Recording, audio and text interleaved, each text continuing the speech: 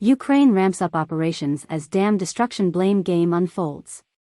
Kyiv's long-planned counteroffensive appears to have begun as hostilities mount in Bakhmut and sabotage operations increase in occupied territories and Russia. An increase in Ukrainian military activities, a flurry of drone and armed group attacks over international borders, and an unsolved case of who detonated a dam that flooded large areas of land along the Dnipro River. Oleksandr Syrsky, the commander of Ukraine's ground forces, reported on Monday that his troops had resumed their advance in Bakhmut after a brief break. The center of hostilities continues to be in the Bakhmut direction. According to Ukrainian Deputy Defense Minister Hanna Maliar, there we are moving along a fairly wide front. According to Maliar, Ukrainian forces carried out a flanking movement, moving up to 1,600 meters, 5,250 feet, north of Bakhmut and 700 meters, 2,300 feet, south. On May 21, Russia declared victory in Bakhmut, and 9 days later, Ukraine acknowledged that after 10 months of brutal fighting, Russia now controlled the city. Ukrainian forces reportedly started a large-scale offensive in 5 sectors of the eastern border on Sunday, according to the Russian Defense Ministry. Russian military repelled every attempt, according to Defense Minister Sergei Shoigu, and killed 3,175 Ukrainian soldiers in 3 days. Russian sources are likely attempting to do the same with what they view as the start of the announced Ukrainian counteroffensive, according to the Washington-based Institute for the Study of War, a think tank. Russian sources have previously tried to portray Ukrainian counteroffensive actions as immediate failures. Although Ukraine didn't declare the start of its counterattack, Maliar released a video of Ukrainian soldiers raising their fingers to their lips on Sunday on her Telegram channel. "Plans adore stillness," it said in the caption. There won't be a startup announcement. The Ukrainian military reportedly cleared passageways through its own minefields in Zaporizhzhia, in the country's south, on Friday so that assault units could advance.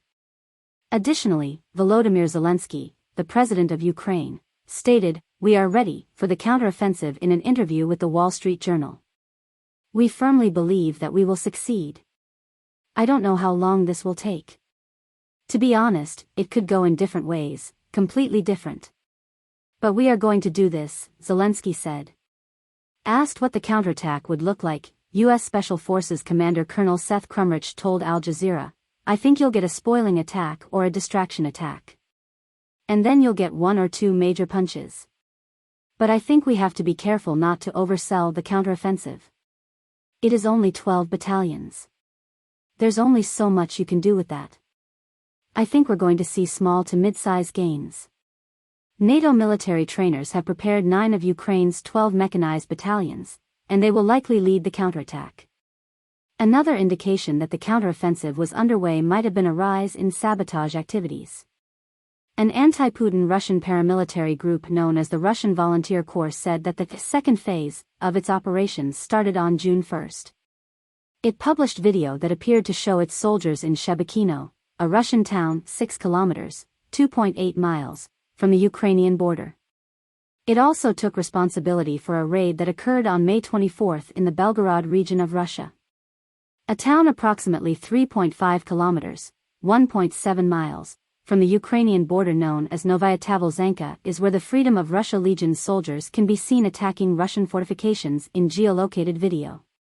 According to Russia's defense ministry, a invasion was stopped. Yevgeny Prigozhin, the leader of the Wagner mercenary group in Russia and a well-known critic of the Russian defense establishment, said that his forces would go to Belgorod without authorization if the military leadership did not liberate the border territories of the region from pro-Ukrainian factions. Indirectly claiming responsibility for the May 30 drone assaults on the Moscow neighborhood of Ryabivka, which is home to President Vladimir Putin, was Andriy Yusov of the Ukrainian military intelligence. He declared, "We have to bomb and destroy the civilian homes of the Muscovites themselves with artillery, imagining public disturbance in Russia itself. Everything is occurring in real time. The entire world is observant." Other, more minor sabotage incidents also occurred.